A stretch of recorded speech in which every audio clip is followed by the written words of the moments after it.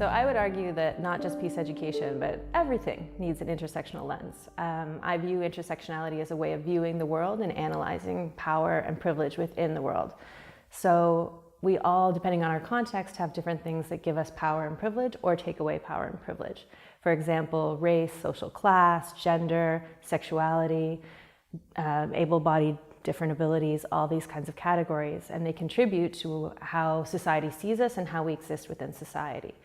So in peace education, some people have said historically that it's a Western lens, and it comes from a very Euro-North American, sort of Eurocentric human rights lens, UN lens, and doesn't necessarily reflect the realities of people in the global South.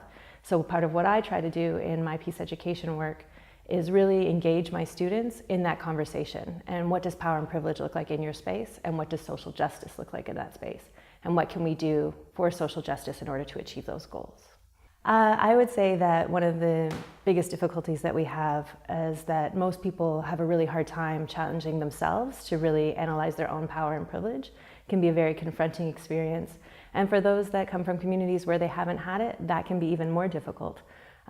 Because everyone wants to feel like they have all the possibilities in the world, and recognizing that it might be harder for you is not pleasant either.